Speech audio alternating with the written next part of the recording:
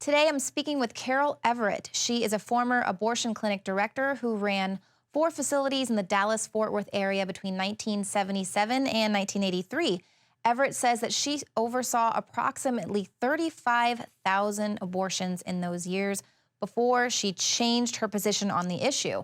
Now, Everett went on to found the Heidi Group, and it's a nonprofit organization that's dedicated to helping girls and women in unplanned pregnancies make positive, life-affirming choices.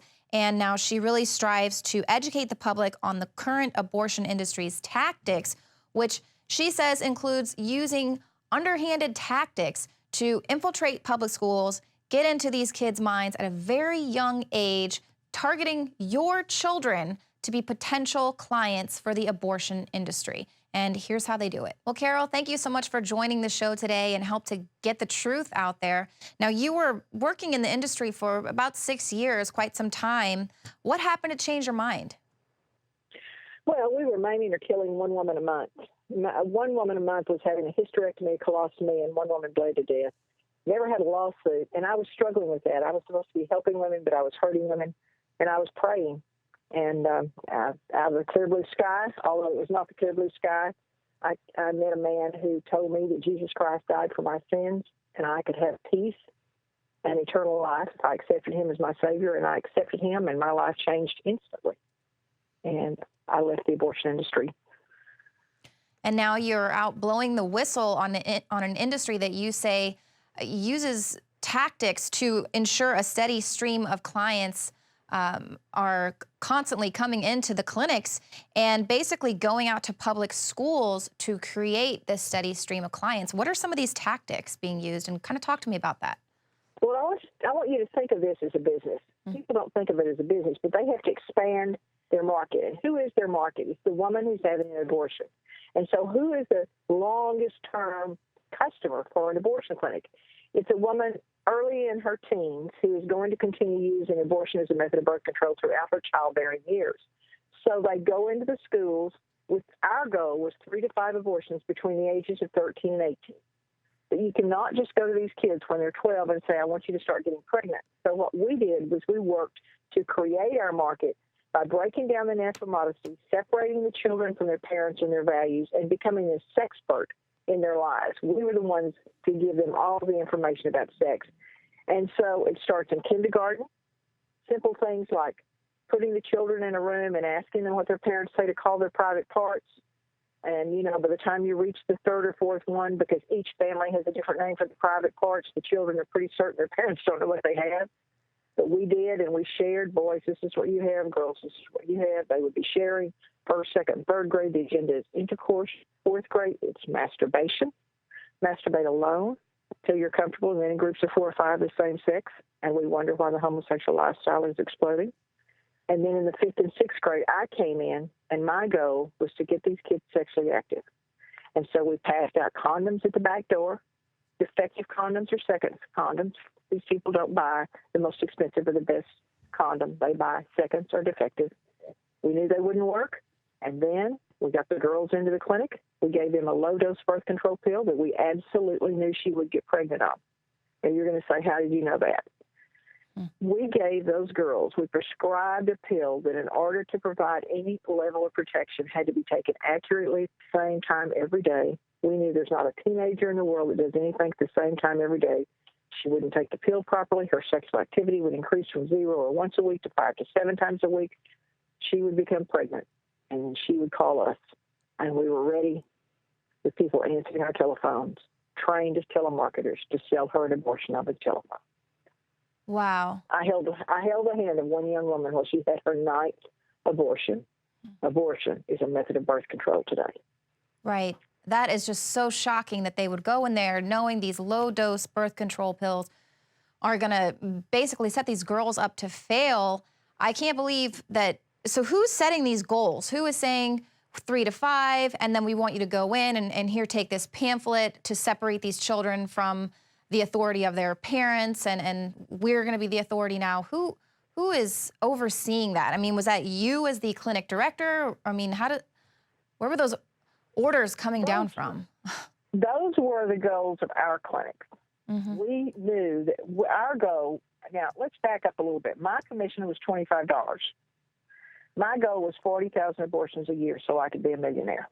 Wow. The last month I was there, we did 545. My income was $13,625. The abortionists make a third of the fee in the first trimester and 50% of the fee in the second and third trimester. So a first trimester abortionist will do 10 to 12 abortions an hour. Let's just say the cheapest abortion out there now is about $300. The average is $500. So let's just use the $300 figure. A third of the fee, 10 to 12 an hour, moving girls from one room to the other so he can run across using two rooms of two assistants. He can go in one room, do that abortion, run across the hall, no surgical scrub, no operative notes, just change gloves, do abortion number 2. He can run back across the hall, do 10 to 12, $100, $1,000, $1,200 an hour with a benefit that you and I do not share. We did not want to be responsible for any portion of our abortionist malpractice insurance. They were not employees. They were independent contractors. We paid them in cash at the end of the day, no 1099, no W-2, left entirely to the discretion of that person killing babies for a living, what they report to IRS. This is still the largest unregulated legal industry in our nation today, second only to illegal drugs. Because it's all mostly cash business, no one can tell how many abortions are really performed. And in 1988, C. Everett and Dr. Vincent Rue did a study that showed that 50% of abortions were reported in this nation. We don't know how many babies die every day. Wow, that's just incredible to me. Now, you all are going to public schools, and we're seeing a lot of reports coming out. We'll just talk about New York specifically. Basically, in 2012, more abortions were performed on Black women than Black children were born. In New York, minorities, Black and Hispanic people made up about 78% of all the abortions.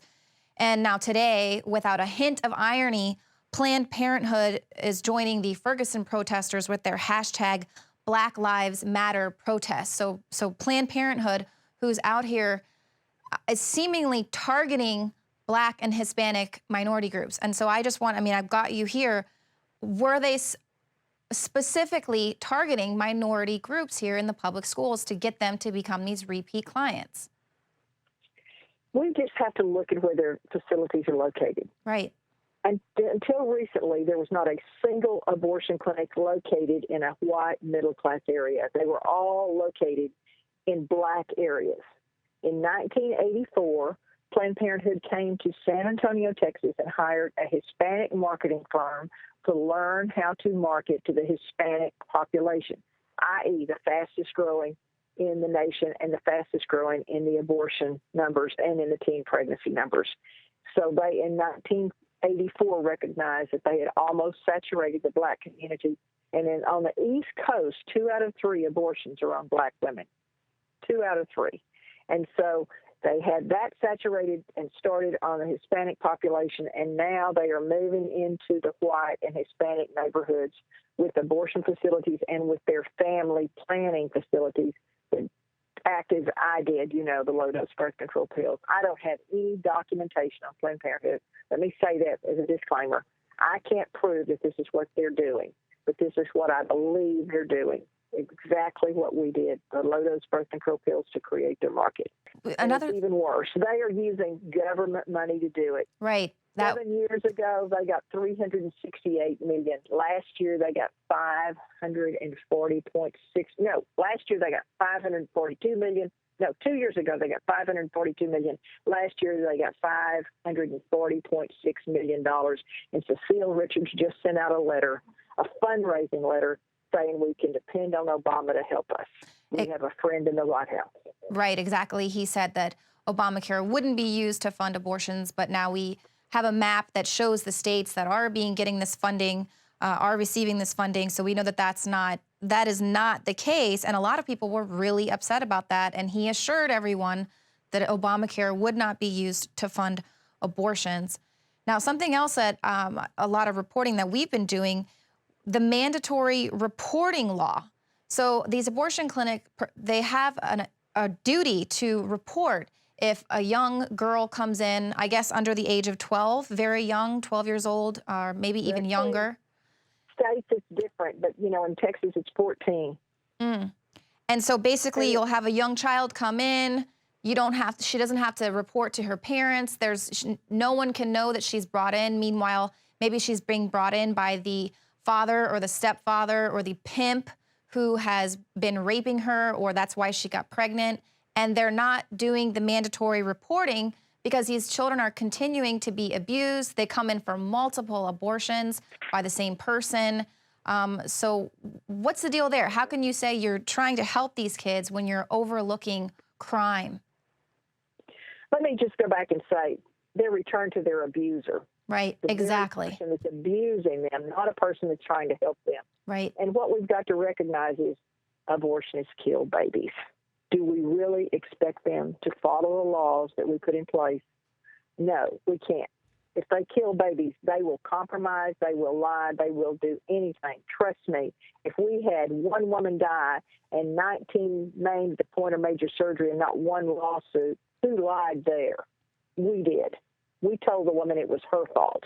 And that woman is so traumatized, she's not going to look for any help. And these poor girls, these 12-year-olds, these 10-year-olds, these children that are being sexually abused have no opportunity to tell anyone. We've seen all these statistics.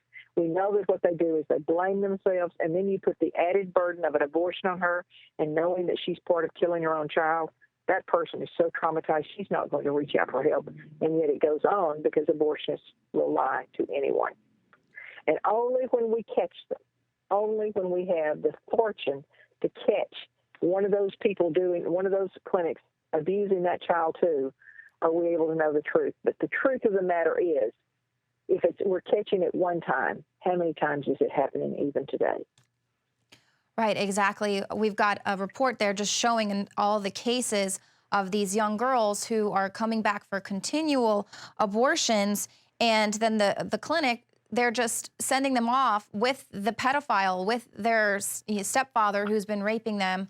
And now, you're telling me that they are getting a commission for doing that quick little 6-minute interview of how did this happen and what's your health and does your mom know, and then also too brainwashing them into thinking that these doctors are their only outlet to talk about their sexuality and talk about what's going on with them. And then here the clinic is just putting them right back and not even telling the parents or the police that they're required to do by law. Or think about it. I believe it's a law in the case of rape or incest that you actually produce the specimen. Okay, they're getting rid of that baby. Those products of conception mean nothing to them, so they're putting that little baby down the garbage disposal. They're disposing of the evidence. They're crime upon crime here. Right. Absolutely. And abusing these poor girls unmercifully. It's a shame. Well, talk to me a little bit about the Heidi Group and what you all have been able to do to reduce the number of abortions, to help young girls out there find some alternatives. The Heidi Group is an education agency. We help educate on any level. We help educate the girl who's considering abortion. We help educate in schools with the truth.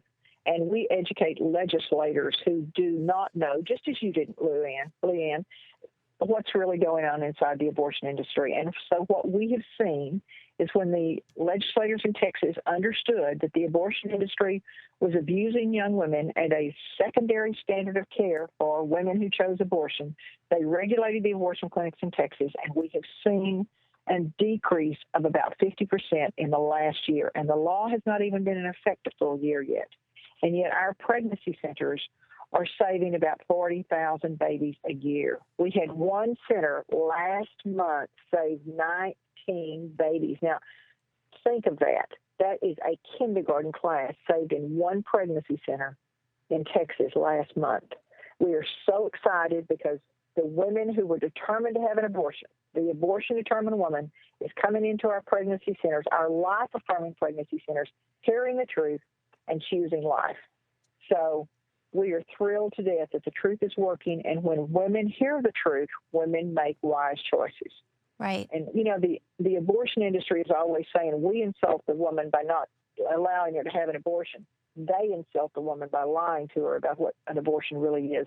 We're telling her the truth, and she's making educated choices of life.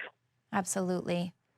Absolutely. Well, thank you so much for joining us today. We're definitely going to get you back in studio for a much longer report. You've really blown the whistle on this industry that is taking advantage of these young girls, turning them into a constant stream of revenue, and then filling them with a lifetime of guilt, possibly making it to where they can't even have children in the future if they survive the procedure at all. So it is horrendous, but we thank you for what you're doing, and we'll have you back real soon. Thank you for the opportunity to speak with you today. Have a wonderful Christmas season.